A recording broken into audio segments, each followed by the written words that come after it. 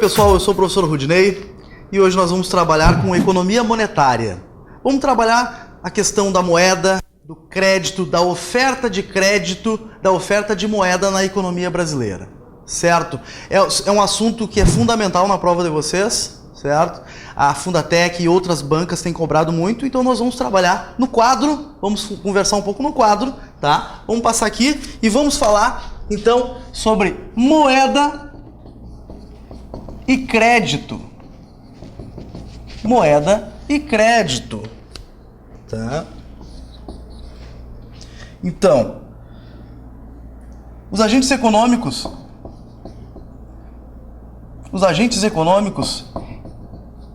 eles demandam moeda. Demandam moeda. E por que os agentes econômicos demandam moeda? Para se dirigirem ao mercado, para comprarem mercadorias, bens, serviços no mercado, certo? Então, o ser humano ele sentiu necessidade de um meio, tá? De um meio para facilitar as suas trocas, facilitar o seu acesso ao mercado de bens e consumo, tá? Historicamente, né, como é que acontece? Na história da moeda, tá? Então nós tivemos na pré-economia, pessoal, olha lá, na pré-economia monetária,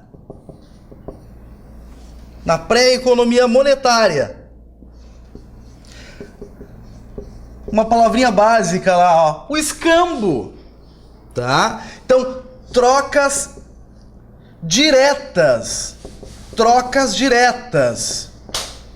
tá? Trocas diretas, não havia mercado,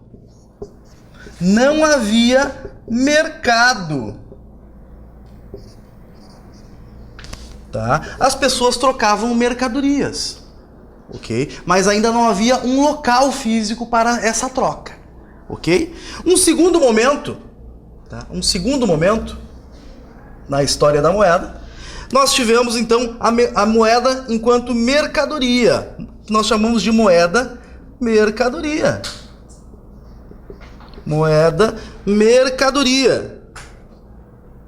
Tá? E aí utilizava-se o quê? Mercadorias. Por exemplo, dá um exemplo, professor Rudinei. Claro, vamos lá. Sal, gado, tá? Era muito comum.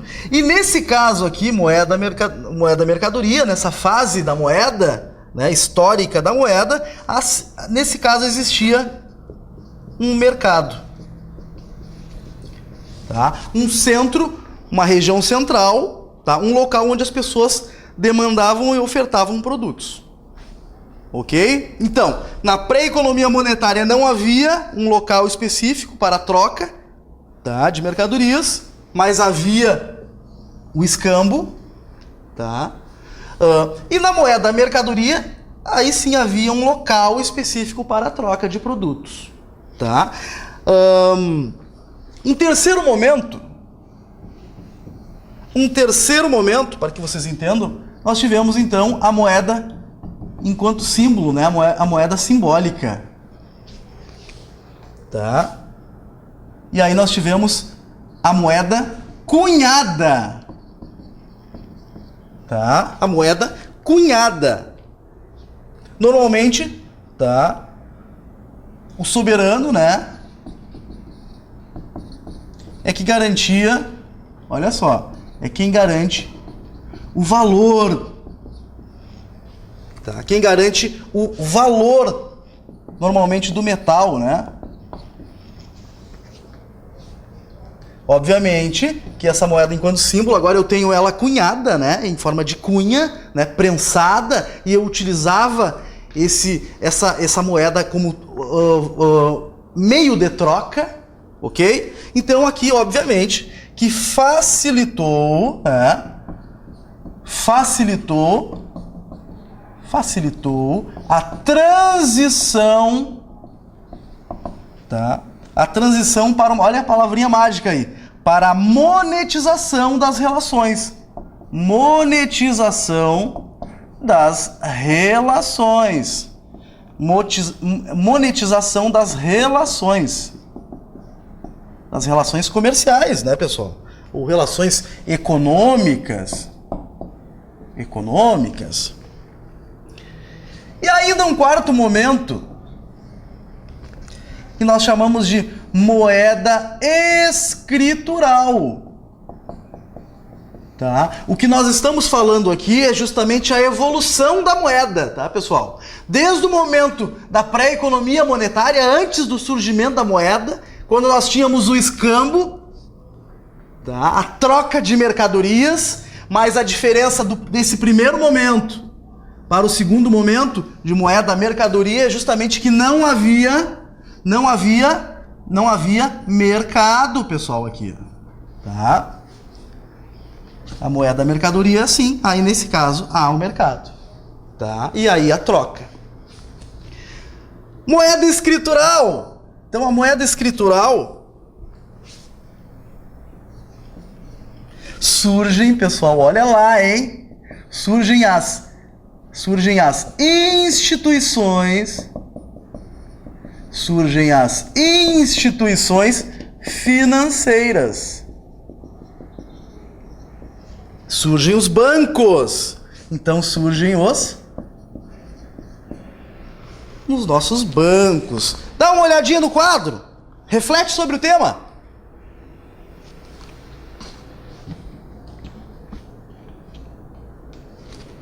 Então, moeda escritural, então, surgimento das instituições financeiras. Surgimento também, pessoal, do cheque. Surgimento do cheque. A folha de cheque, né? Que a gente chama, olha lá em economia monetária, notas bancárias. Notas bancárias. Tá? Que é o nosso famoso cheque, né? Olha lá. E ainda o quinto momento que nós estamos vivendo, inclusive, que é a sofisticação da moeda. A moeda sofisticada. Sofisticada. O que é isso, professor Rudinei? A tecnologia envolvida no processo financeiro. Tá? A tecnologia. Agora nós temos registros eletrônicos. Registros eletrônicos. Tá? Então, neste momento, hoje nós vivemos o quê? Um momento onde nós temos muitas negociações financeiras, certo? E nós precisamos de meios mais rápidos para contabilizar esses débitos e créditos no sistema bancário. Então, nós temos, vamos para o quadro? Então, nós temos a tecnologia e os registros eletrônicos envolvidos no processo financeiro. Ok? Isso é muito importante que vocês entendam.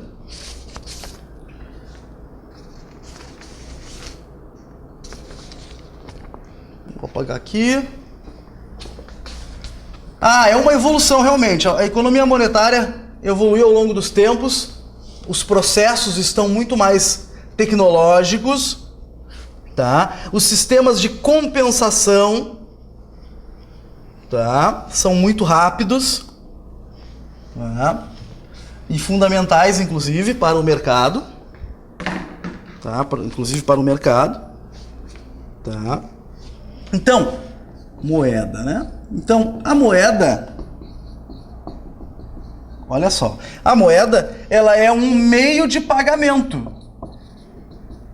É um meio de pagamento. Legalmente, né? Legalmente utilizado. Para realizar o que, pessoal? Transações.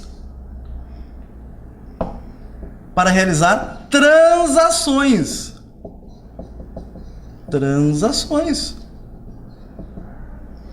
Tá? E realizar transações, obviamente, com bens e serviços.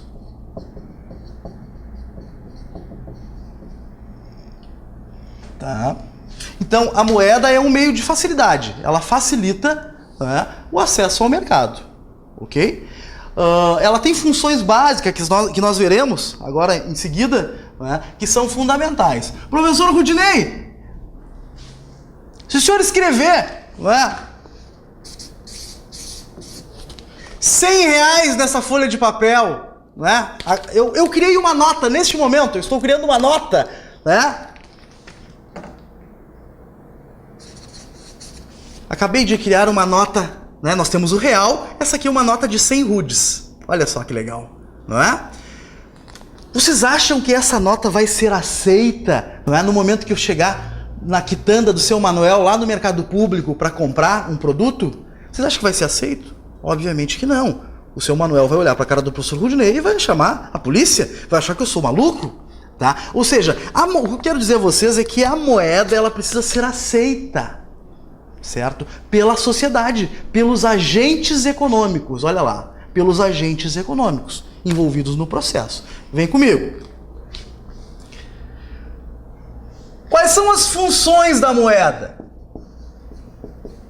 Isso é fundamental para o entendimento da economia monetária. Quais são as funções, né, importantes assim, tá? Então, transferência de recursos, né? Transferências de recursos, né, de unidades, vamos chamar de unidades superavitárias, para unidades deficitárias. Né? Quer dizer, por que os agentes, né? Por que uma empresa pega empréstimo, né? Ela solicita um empréstimo bancário, né? Solicita o quê? Moeda, solicita crédito. Por que ela faz isso? Porque ela está deficitária, porque ela não quer se descapitalizar para fazer um investimento, para comprar uma máquina, um equipamento que custa R$1 milhão, ela não quer se descapitalizar, então ela vai para o sistema bancário e pega um empréstimo. Então, os bancos são as unidades superavitárias e sempre superavitárias, em função inclusive da nossa taxa de juros, que é uma das mais altas do mundo ainda, né? E transferem para as unidades deficitárias, né? O seu Joãozinho lá está com dificuldades financeiras, ele vai lá no sistema bancário e pega o empréstimo, né? Faz a transferência de recursos da unidade superavitária para a deficitária. Olha só. Função interessante, principal, né? Promover o desenvolvimento. Promover o desenvolvimento.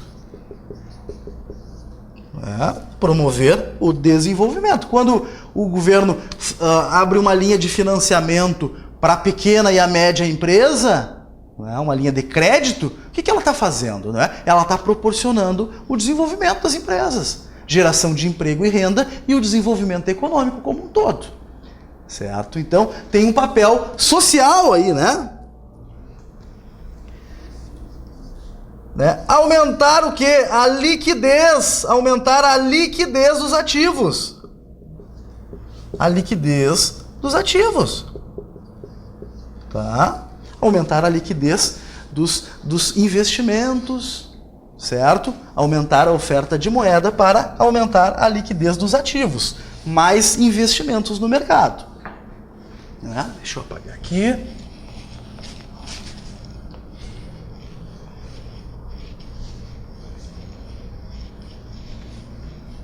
Então a oferta monetária é fundamental. A moeda tem um papel importante no mercado.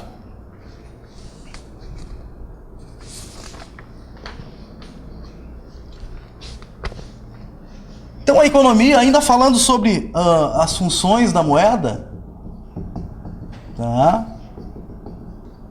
Olha só.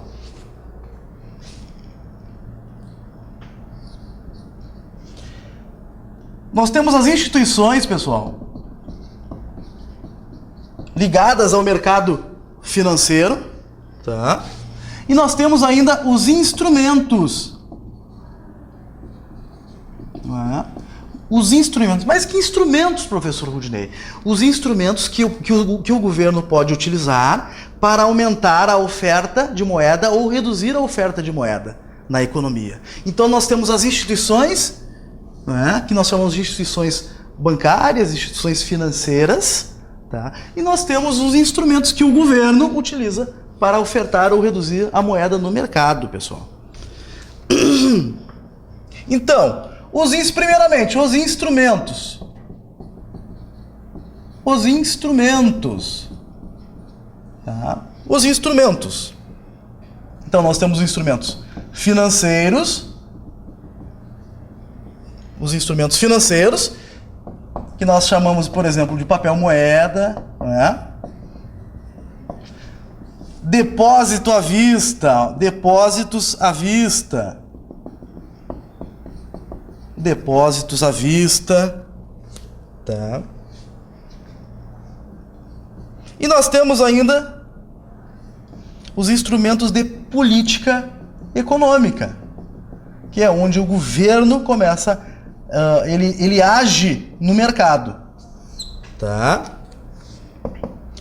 Taxa de redesconto, taxa de redesconto,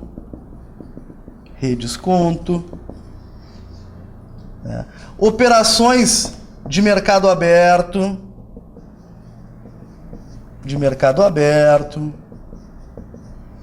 Olha só, ainda os depósitos compulsórios,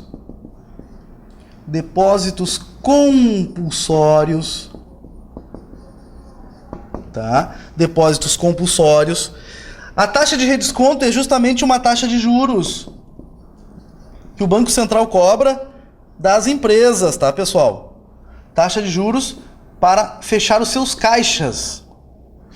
Então, o governo ele cobra uma taxa de juros. Então, quando os bancos vão fechar os seus caixas diariamente, semanalmente, mensalmente, eles pegam emprestado o dinheiro do Banco Central.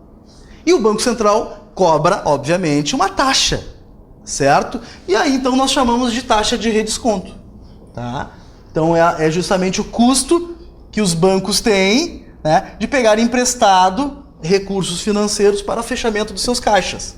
Né? A operação de mercado aberto, o que é? Justamente, né, o governo, tá? O Banco Central, mais uma vez, tá? Vamos falar o governo, tá? O governo agindo, pessoal. O governo agindo.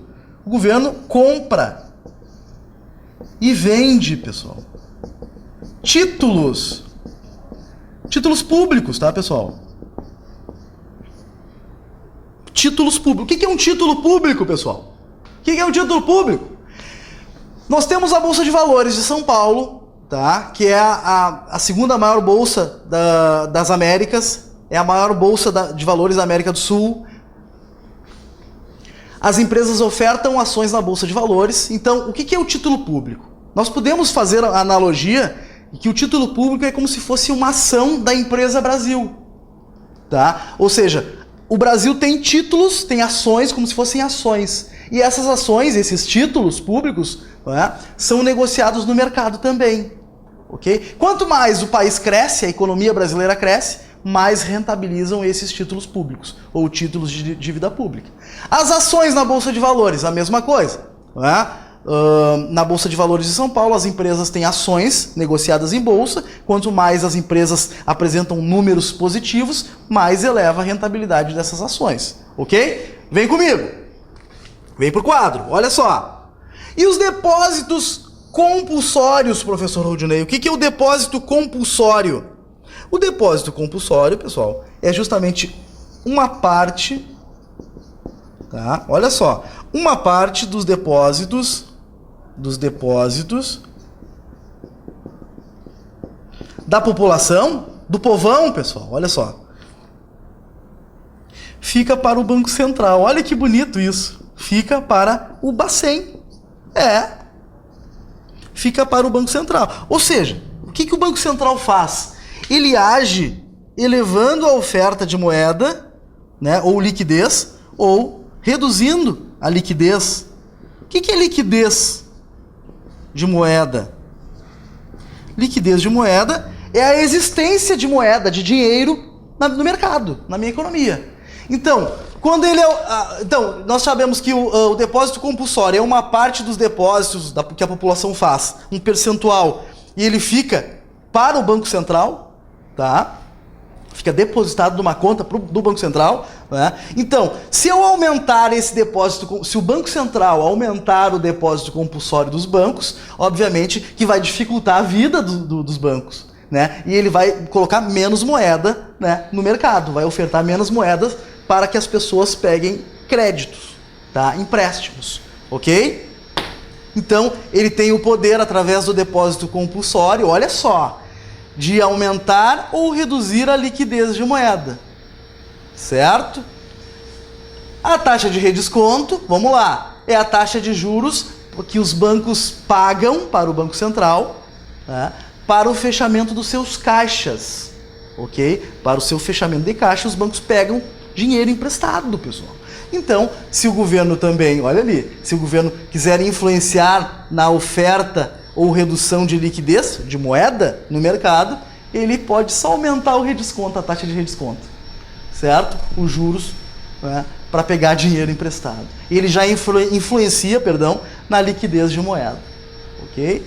Operação de mercado aberto, então ele compra, ele pode retirar títulos do mercado comprando, né, títulos públicos, né, e aí deixando dólares no mercado, ou ele pode vender mais títulos no mercado, né, e retirar dólares do mercado, olha só. Então o governo, pessoal, ele age, tá, utilizando estes instrumentos financeiros, né, papel moeda, depósitos à vista, né, os depósitos nos bancos, os depósitos, tá, e através de instrumentos de política econômica, ok? Pegaram? Pegaram essa ideia, pessoal? Não pode esquecer, isso é uma barbada, pessoal. Isso cai na prova. Então, vamos apagar aqui. Ainda falando sobre moeda, é um assunto um pouco extenso, mas de extrema relevância. Muito relevante, né? Olha só. Ainda falando de funções, tá, da moeda,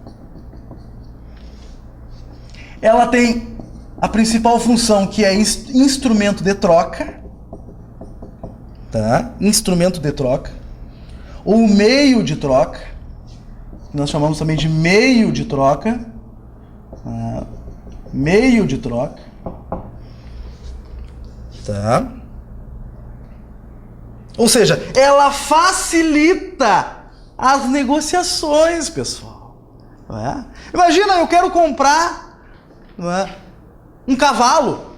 Aí chega, tá, mas como é que eu vou fazer esse acerto? Não é? Eu vou dar um quadro? Não é? Na época do escambo, não, o dinheiro, a moeda surgiu exatamente para isso, para facilitar a circulação, para facilitar as negociações. Tá? Para dar mais, então, mais liquidez, certo? No mercado. Ainda como função da moeda, nós temos ainda medida de valor. Olha que bonito. Medida de valor. Ou unidade de conta. Isso pode cair também, a banca cobra dessa forma. Ou unidade de conta. Unidade de conta. O que é isso? É um parâmetro. É um parâmetro. Para se apurar o valor. Para se apurar o valor, pessoal. Dá um exemplo, professor Rudinei. Vamos lá. Um sorvete, que custa R$2. Tá? Então ela é uma medida de valor ou unidade de conta. Eu sei que um sorvete custa R$2. Tá? Então serve para apurar, o valor, ela serve de parâmetro. E ainda uma terceira função, reserva de valor. Reserva de valor. Tá? Reserva de valor. Então, usada para poupar. Poupar o quê? O poder de compra, pessoal. O poder de compra. O poder de compra. O poder de compra. Desde o momento que eu recebo a renda, do momento que eu recebo a renda,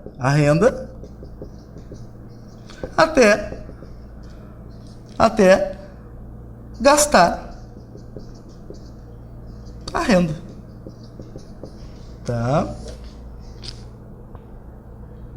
Então, ou seja, eu sei que R$1 custa R$1. Não custa 10 centavos. Ele custa R$1. Então, ela reserva valor. Então, essas são as funções específicas e principais da moeda na economia monetária.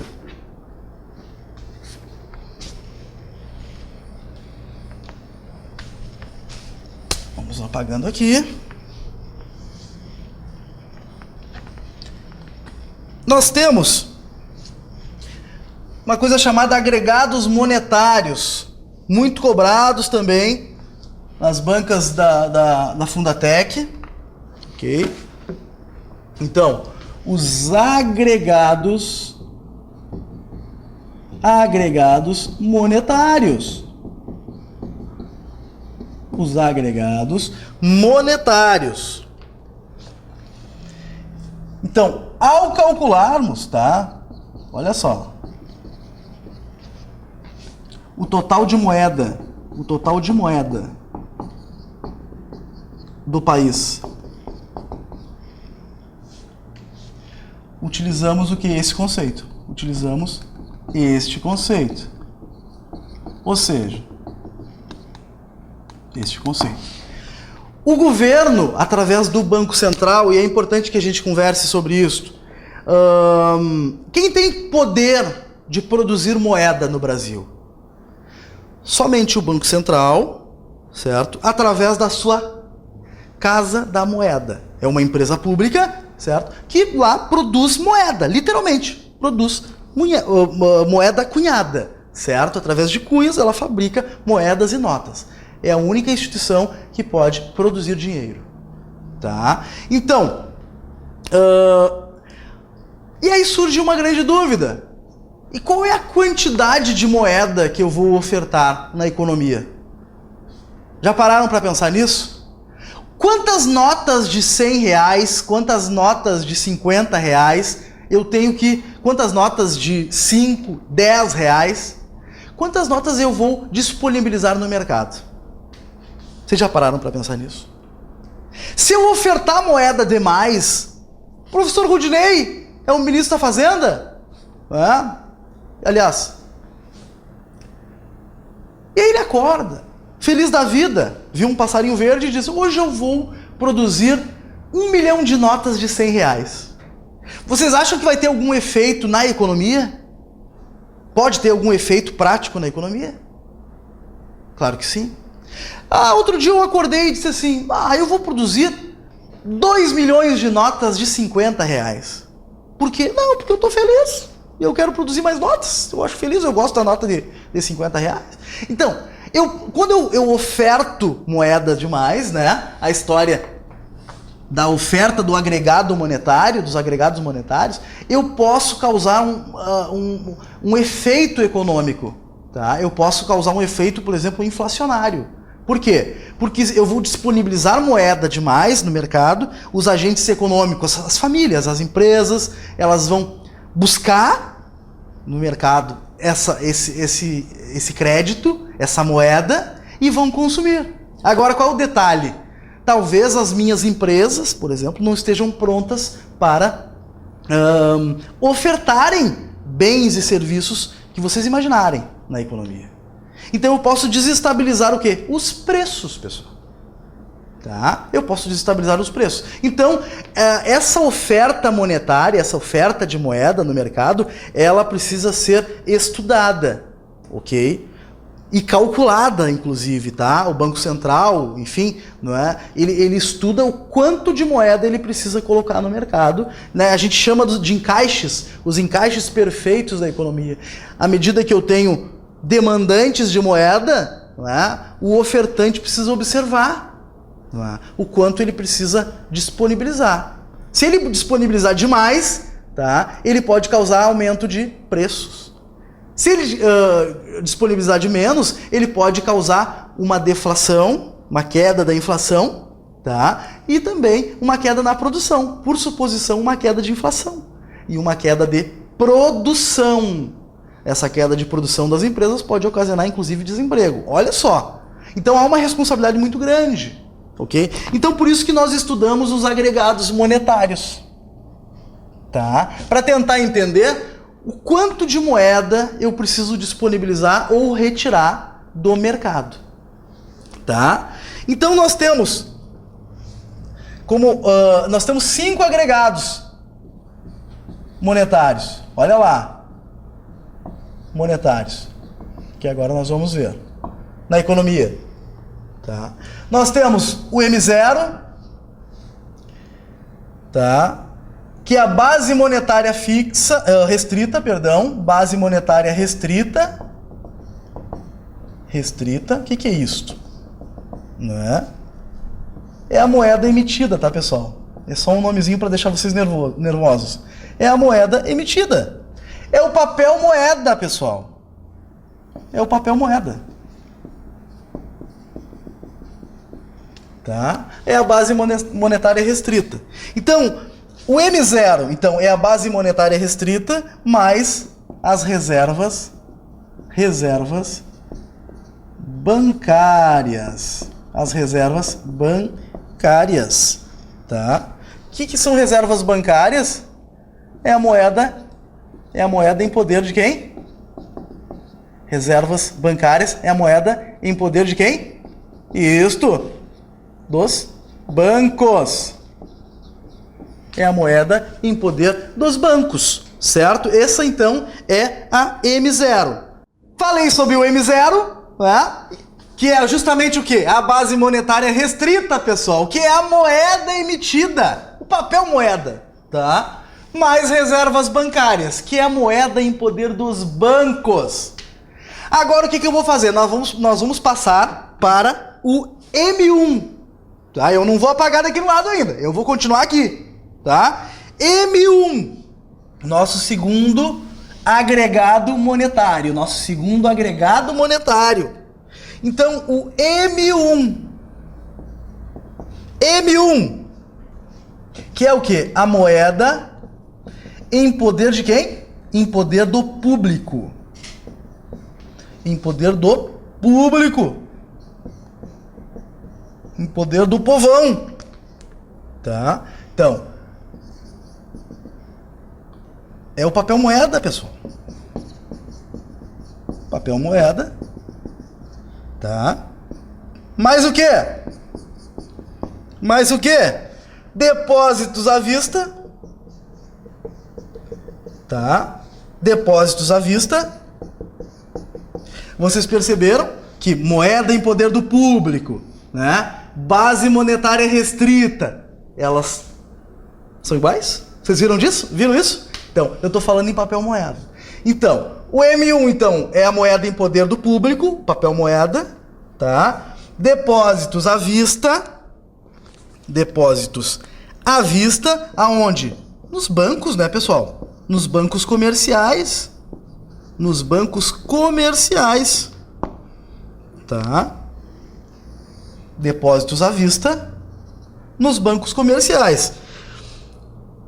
Ainda a definição de M1 é o total de moeda.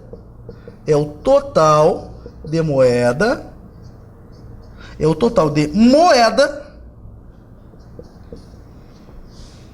que, olha só que legal, né? Que não rende juros.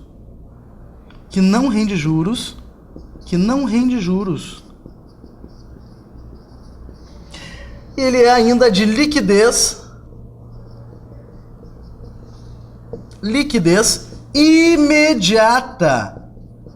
O que tu está querendo dizer, professor Rudinei? Liquidez imediata não rende juros.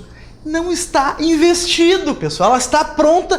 Qualquer momento que eu precisar, eu vou lá e vou sacar da minha conta. Tá? É de liquidez imediata. Eu posso imediatamente disponibilizar a minha moeda que está lá na minha conta. Ok? Então esse é o M1, pessoal. Liquidez imediata. Vamos para outra parte do quadro agora. Deixa eu dar uma apagada aqui. E agora nós vamos falar sobre o M2. Então nós temos o M0, o M1. E agora vamos falar do M2. Vamos falar do M2. Deixa eu botar aqui moeda e crédito. Moeda e crédito. Então agora, M2. O que é o M2? É o M1, moeda em poder do público, mais depósitos à vista nos bancos, tá? Então é o M1 mais depósitos a prazo, pessoal. Depósitos. Força na peruca, vamos lá. Depósitos a prazo. Para quê?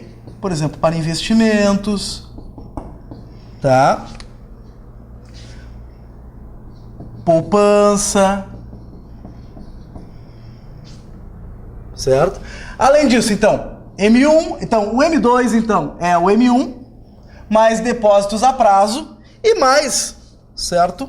Ainda, além disso, mais títulos, ainda os títulos do governo. Os títulos do governo. Então, M2, então nós temos a base monetária restrita, a moeda emitida, tá? Aliás, a moeda, isso, nós temos o M2, nós temos o M1, moeda em poder do público, mais depósitos à vista, aqui. Nós temos os depósitos a prazo, que é os depósitos para investimento, pessoal, tá? Para investimentos, poupança. E além disso, né, eu vou acrescer nesse M2, nesse agregado monetário M2, ainda títulos do governo, obviamente que em poder público, tá? Títulos do governo em poder do público. Beleza? Tudo bem? Tem mais alguma coisa, professor? Tem. Vem comigo. Vem comigo que tem. M3, que é justamente o M2, mais depósitos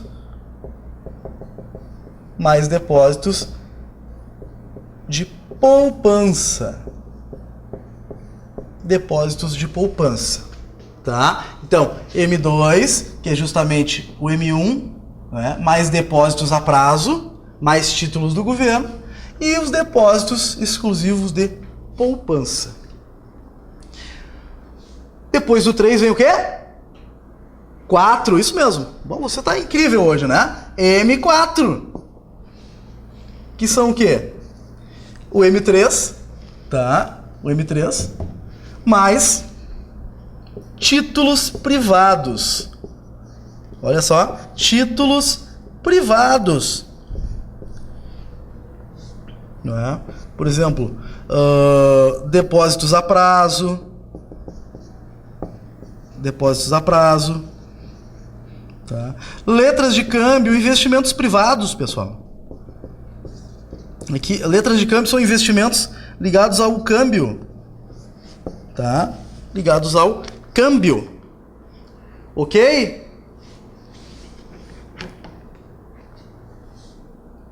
Então, os agregados monetários são esses, analisados pelo Banco Central. Esses disponíveis aqui para vocês, disponibilizados para vocês. Deem uma olhada e reflitam sobre essas informações.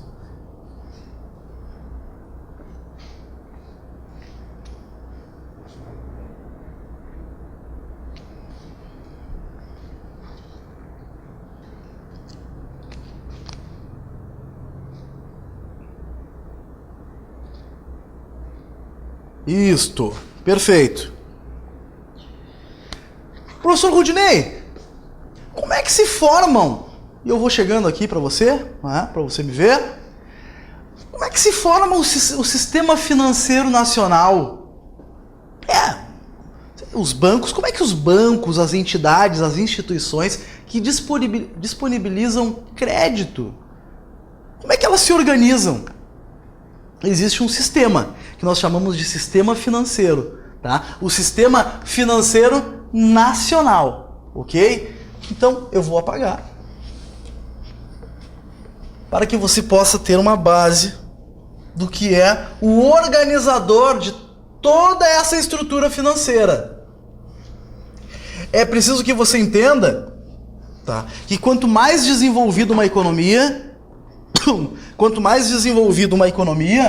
sistema financeiro nacional. Quanto mais desenvolvida uma economia, mais desenvolvido é o seu sistema financeiro. Tá? Quanto mais pessoas detêm moeda, certo? A sociedade tem um poder de riqueza, um padrão de renda, um padrão de riqueza elevado, mais desenvolvido é o sistema financeiro. Tá? Então, o que é o nosso sistema financeiro nacional? Tá? Obviamente que é um conjunto de instituições, né, pessoal? Um conjunto de instituições. Obviamente que também um conjunto de instrumentos, né, que nós vimos alguns ali, certo? Para medir a oferta de moeda no mercado, tá? Para facilitar essa oferta, o entendimento da oferta de moeda no mercado, tá? Por isso que surgiram esses agregados monetários M0, M1, M2, M3, M4, tá? Exatamente por isso, para que o sistema financeiro, através do Banco Central, possa saber quanto eu tenho daquela especialidade de moeda sendo oferecido no mercado. Tá? Por isso que foram criados esses agregados monetários. Tá? Então, o sistema financeiro nacional é um conjunto de instituições que eles detêm instrumentos, tá, de análise e que esses instrumentos vão possibilitar uma maior oferta ou menor oferta de moeda no mercado. Beleza? Tá? Então, instrumentos visam o quê? Não é? Transferir, não é? Visam o quê? Transferir recursos. Olha só a ideia de transferência, tá? Transferir recursos, pessoal. Para quem? Para a sociedade. Para a sociedade. Né? E essa é a minúcia, né? Para os agentes, né? Para ficar mais bonitinho o entendimento. Para os agentes econômicos deficitários, não é? Então, a transferência de renda dos agentes econômicos superavitários, os bancos, né? Para os agentes econômicos deficitários. Olha só.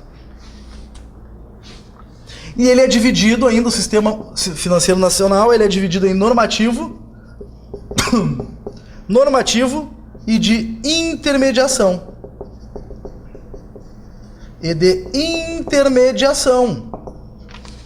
Então, normativo e de intermediação. Dá uma olhada, veja se tem alguma dúvida. Nós vamos disponibilizar todo esse material das aulas, tá, pessoal? Para que vocês possam estudar e aprofundar um pouquinho mais o entendimento. O estudo não termina nessa aula, pessoal, tá? Você precisa obrigatoriamente estudar esse assunto através dos nossos materiais.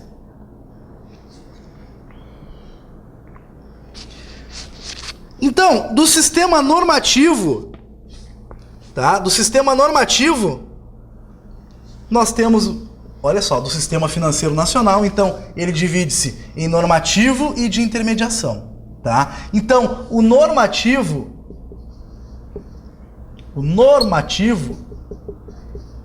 nós temos o Conselho Monetário, olha só, o Conselho Monetário Nacional. Conselho Monetário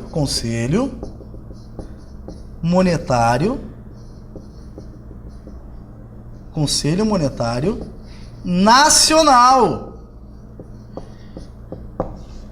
E quem é esse cara?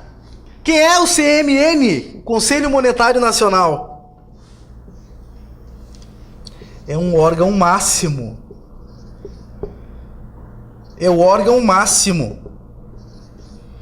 De quem? Do Sistema Financeiro Nacional. É ele que formula a política da moeda, pessoal.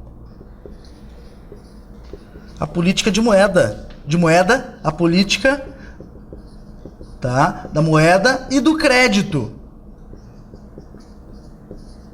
A política da moeda e do crédito. E qual é o objetivo, tá, do Conselho Monetário Nacional enquanto formulador de política de moeda, né? Lembra da oferta ou redução de moeda no mercado, tá? E do crédito específico também, tá? Qual é o objetivo dele? Sempre, tá, do Conselho Monetário Nacional, estabilidade. Visa sempre trazer estabilização, estabilidade da moeda, né? E obviamente visando o quê? O desenvolvimento econômico. O desenvolvimento econômico do país. Tá? Então, dentro do nosso sistema financeiro nacional, tá, que é um conjunto de instituições e instrumentos que visam transferir recursos. Olha lá, transferir recursos para os agentes superavitários para os agentes deficitários, tá? Então, o sistema financeiro nacional, ele é dividido entre normativo e de intermediação, tá? O normativo, então, nós temos dentro do sistema normativo, que é aqui normatiza, tá? Força na peruca, pessoal, vamos lá! Não desistam! Nós temos o Conselho Monetário Nacional, tá? Conselho Monetário Nacional, que é o órgão máximo do sistema financeiro nacional brasileiro. Ele formula políticas de moeda e do crédito, tá? Ele visa o quê? Estabilização da moeda e desenvolvimento econômico por suposição, ok? Dê uma olhada, reflita. Eu vou apagar esse lado aqui que nós temos muita coisa para ver hoje. Vamos lá! Não desista, pessoal. Estude! Esse conhecimento é único. Esse conhecimento aqui é o diferencial na prova de vocês. Vocês vão arrebentar na prova. Mas tem que estudar. Não tem outro caminho, pessoal. Vem comigo. Vem pro quadro. Isso. Ainda no sistema normativo, tá? Nós temos a figura que é o Banco Central, né? O nosso Bacen. Banco Central do Brasil. Banco Central do Brasil. Qual é a função do nosso Bacen, do Banco Central? Tá? Olha lá. Então, controlar a oferta da moeda e do crédito, tá?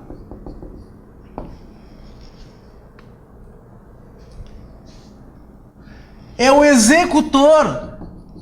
Olha ali, o Banco Central é o executor das políticas monetárias.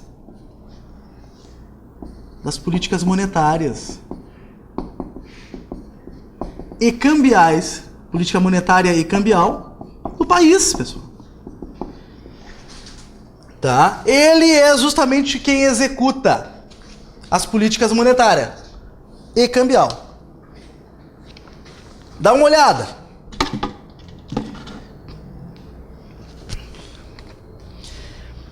Além disso, enquanto função, pessoal, do Banco Central, função do Bacen, Banco Central do Brasil. Aliás, quem é o presidente do Banco Central, pessoal? Vocês sabem? É o nosso amigo, meu amigo, né? O meu amigo, como diz o Roberto Carlos, né? Meu amigo Tombini, né? Que é justamente um funcionário de carreira do Banco Central, que é o presidente lá, o elaborador o executor das políticas monetárias e cambial do país. Então, às vezes eu converso com o Tombini, não pessoalmente, mas às vezes eu falo para ele, assim, ao vendo, eu digo, Tombini, cuidado com a taxa de juros, Tombini. Tu vai tombar desse jeito, Tombini. Porque você sabe que a taxa de juros, não é? O Banco Central é o órgão, tá, institucional que através, né, do Copom, Comitê de Política Monetária, isso é legal, ó, né? O Copom, vamos botar aqui, ó, Copom, tá? Você sabe o que é o Copom?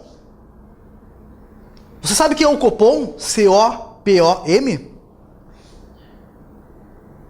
Não sabe. Não é o cupom fiscal aquele, não tem nada a ver com isso, tá, pessoal? O Copom é Comitê de Política Monetária, tá? Então é um órgão ligado ao Banco Central, tá? E essas pessoas que pertencem ao Copom, Comitê de Política Monetária, né? Eles se reúnem a cada 45 dias e definem a taxa de juros da economia. Definem a taxa Selic. A taxa Selic, pessoal. E eu quero perguntar para ti agora que está em casa, estudando, não é? Sonhando com a sua aprovação, e você vai conseguir, mas só vai conseguir se você estudar. Eu te pergunto, quanto é que é a taxa Selic hoje no Brasil? Ah, professor, eu não sei. Eu não sei o que é taxa Selic, então eu vou repetir para ti. Taxa Selic é a taxa de juros, taxa de juros referencial, pessoal. É a taxa de juros referencial da economia brasileira. É a taxa de juros referencial da economia brasileira. Tá. Sabe quanto é que está hoje a taxa Selic? 10% ao ano, pessoal. Tá? Hoje a taxa de juros é 10% ao ano. Tá, e o que tem a ver isso comigo, professor? Com a economia, com o fato do Joãozinho comprar no supermercado, de pegar empréstimo lá para comprar nas Casas Bahia? O que tem a ver? Tem a ver, meu amigo, que essa taxa de juros aqui, eu disse para ti que ela é referência, não é referência? Se ela é referência para quem? Para os bancos, os demais bancos que tem aí na economia brasileira, praticarem as suas taxas de juros. Tá, pessoal? Então, os juros que você paga no cheque especial, tá? No empréstimo, no crédito pessoal, no financiamento da casa própria lá, ela tá ligada, ela tá embasada nessa taxa de juros, pessoal. Certo? Então, por isso que quando o William Bonner diz, boa noite, a taxa Selic teve um aumento após a reunião do Comitê de Política Monetária. Foi eu que falei para vocês quando passar isso aí, tá, pessoal? Vocês vão lembrar disso, não é? Depois da reunião do Copom, Comitê de Política Monetária, né, foi decidido um aumento de 0,5 ponto percentual na taxa Selic. E agora foi para 10,5%, 10,5% ao ano. Como é que vai refletir isso? Imediatamente, e nos próximos 6 meses, né, vai refletir nos juros que os bancos cobram. Obviamente que se aumentar a taxa Selic, os bancos vão ser bem rapidinhos para atualizarem essa taxa. Tá? Agora, se baixar a taxa Selic, eles vão ser bem demoradinhos, tá? Para baixar a taxa de juros e, né, relacionar com essa taxa referencial aqui. Beleza? Mas vamos voltar ao que eu estava dizendo, tá? Vamos voltar aqui para as funções do Banco Central. Ele tá?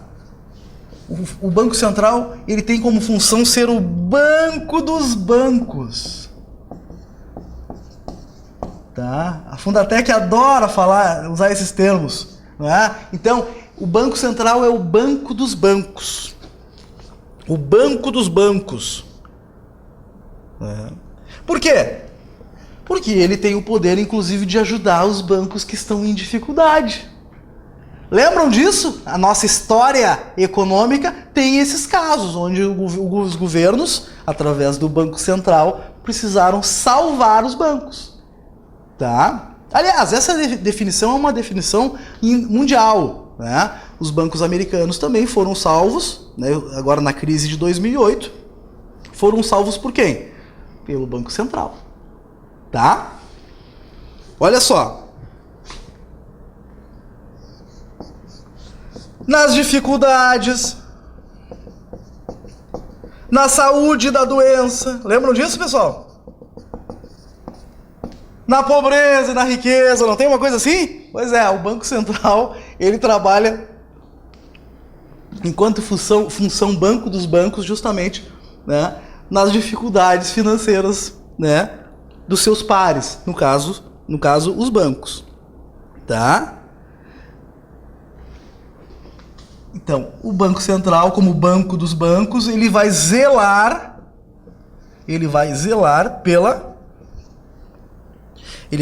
pela estabilidade.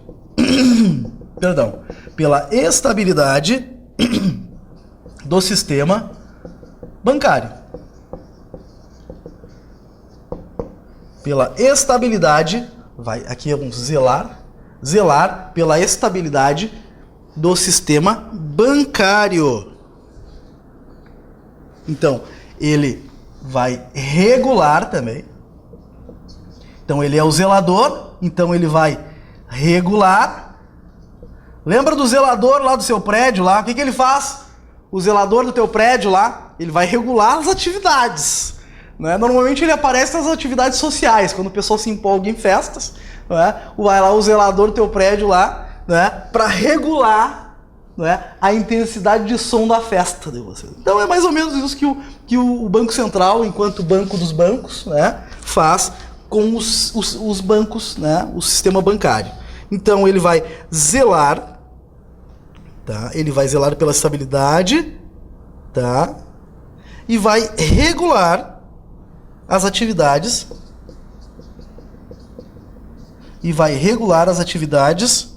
dos bancos, olha lá o detalhe, dos bancos comerciais. Dos bancos comerciais. Tá? Então, função banco dos bancos, tá? Dificuldades financeiras, o Banco Central vai imediatamente entrar para ajustar isso, mas antes de ajudar os bancos, ele vai zelar pela estabilidade do sistema financeiro, ele vai regular as atividades dos bancos comerciais, certo? Basicamente isso, tá? O Banco Central, ele está diretamente ligado ao Copom, Comitê de Política Monetária, é justamente um comitê, tá? Que vai analisar a viabilidade do aumento ou redução da taxa Selic, tá? Taxa Selic é a taxa de juros referencial da economia, tá? Serve de referência. Hoje ela está em 10% ao ano. E dizem a boca pequena, eu estou entrando no quadro de novo aqui, e dizem a boca pequena que na próxima reunião, tá, do Comitê de Política Monetária, a tendência é de elevação de mais 0,5 ponto percentual da taxa Selic. Ok? Isso dificulta o quê? O nosso acesso. O que o governo está fazendo quando ele aumenta a taxa Selic? Ele está dificultando o nosso acesso ao crédito. Tá? Ele está fazendo com que a gente... Opa! Não vou pegar empréstimo agora para comprar no mercado. Tá? Eu não vou pegar empréstimo, eu não vou usar o cheque especial, né, nesse momento. Eu não vou fazer isso agora. Por quê? Porque está muito caro, dói, queima o dinheiro na minha mão. Então é isso que o governo está fazendo. Certo? E ele utiliza esse instrumento, taxa Selic, lembra que nós falamos de instrumentos, né, para nos deixar demandar crédito e produtos ou reduzir a nossa demanda por produtos. Tá? É isso que o governo faz. Então, pessoal, a taxa Selic, então, ela é definida pelo Banco Central. Tá? 10% ao ano hoje, tá? O Copom, o Comitê de Política Monetária, ele se reúne a cada 45 dias, analisam a economia e aí tomam a decisão de aumento, redução ou mesmo manter a taxa Selic, ok? Vamos para uma próxima característica do Banco Central. Deixa eu apagar aqui. Deixa eu apagar. Lembrando que nós estamos falando das funções do Banco Central nesse momento, tá? Então, ele é o banco dos bancos, tá? Ele é o banco dos bancos, ele é o regulador, o zelador da estabilidade. E agora, uma segunda função, ele é o banco do governo. O banco do governo. Como assim banco do governo, professor? Quando o governo necessita, olha só, de recursos. Vocês sabem para quem o governo pede e pega emprestado? Tá. Quando o governo necessita de recursos, ele emite títulos. Tá? Olha só o que o governo faz. Emite títulos, que são obrigações, né? Nós vamos ver isso aqui agora. E vende ao público. Ou ao Banco Central. Tá? Além disto, tá?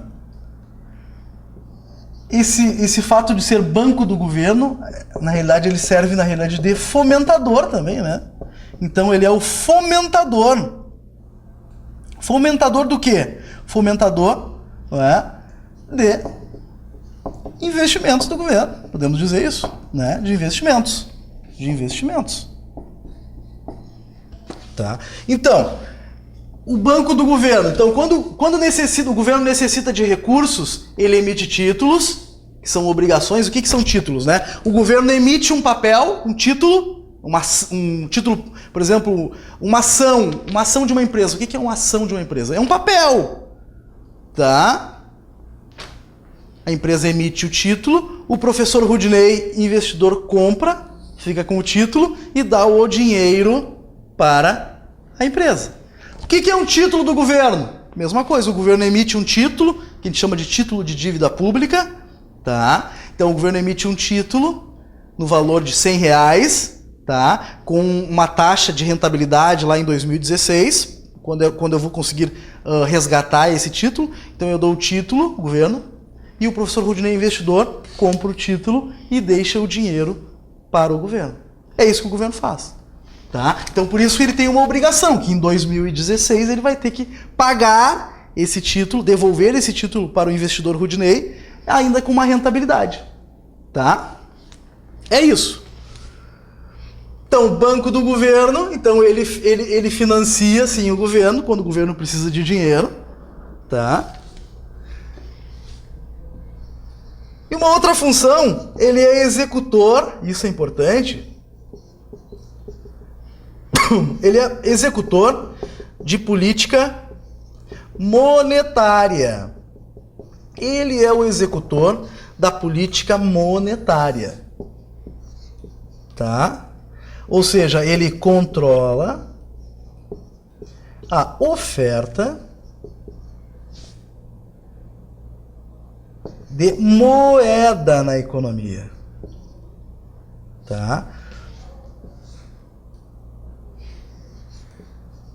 Obviamente que essas variações, né? Essas variações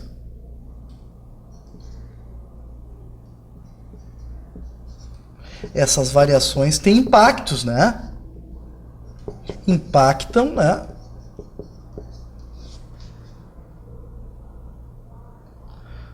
O nível, olha só a responsabilidade do Banco Central. O nível de quê? De emprego. O nível de emprego. Tá? Olha o detalhe importante. Taxa de inflação. Tá? A taxa de inflação. Né? A taxa de juros, né? E principalmente o volume de investimentos, né, pessoal, da economia.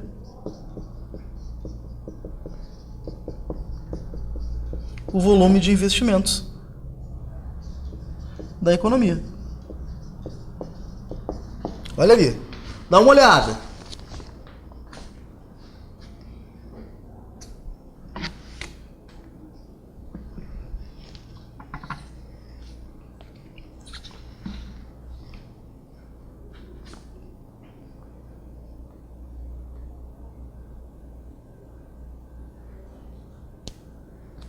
Ok? Então, é o executor da política monetária, controla a oferta de moeda na economia, e ele tem muito cuidado com isso, porque lembram disso? Se ele ofertar demais moeda na economia, ele pode gerar uma coisinha chamada inflação. Tá? Obviamente que essas variações, né, impactam o nível de emprego na economia. Tá? Porque se eu aumentar a taxa de juros, né, eu vou dificultar o quê? A produção. As empresas vão ter dificuldade de duplicarem a sua planta industrial, comprarem mais máquinas e equipamentos, então elas vão ter que demitir, não é? E uma coisinha chamada inflação. O que é inflação, pessoal? Oi? Isto. Perfeito. Né? Inflação é o aumento do índice geral dos preços da economia. Tem uma coisa assim, né? Pois é. Inflação, tá, é o aumento dos preços, pessoal, da economia. Tá? É o aumento dos preços. Nós vivemos até a década de 90, até metade da década de 90, um processo de inflacionário elevadíssimo. Tá? Inflação é o aumento dos preços, descontroladamente, pessoal. Então, com a implantação do Plano Real, a partir de 94, houve um controle dos preços. Certo? Os preços, ou seja, o preço até a década de 90, primeira metade da década de 90, pessoal, você visitava o supermercado pela manhã, né? E o quilo do feijão custava, sei lá, R$5, R$3. À tarde custava R$8. Não é verdade? Não é? E, então, os preços estavam completamente descontrolados. Então, com a implantação do Plano Real, houve a estabilidade dos preços. Ok? Então, a inflação... E alguém sabe me dizer qual é a inflação hoje? Tá? Qual é a taxa de inflação hoje na economia brasileira? Tá? Existem vários índices de inflação, tá, pessoal? Existem vários índices. Mas o índice de inflação, em média, está 4,5% ao ano, pessoal. E vocês vão ver assim no site do Banco Central, com 2 PPPs. Você está conseguindo observar aqui? Eu coloquei de lado, que é justamente para você forçar o olhar. Tá? A inflação hoje, pessoal, a inflação hoje é 4,5% ao ano, com 2 PPPs, 2 pontos percentuais, não é? Para cima ou para baixo. A margem de erro, vocês vão ver o William Bonner falando isso agora no finalzinho do ano, né, de 2013.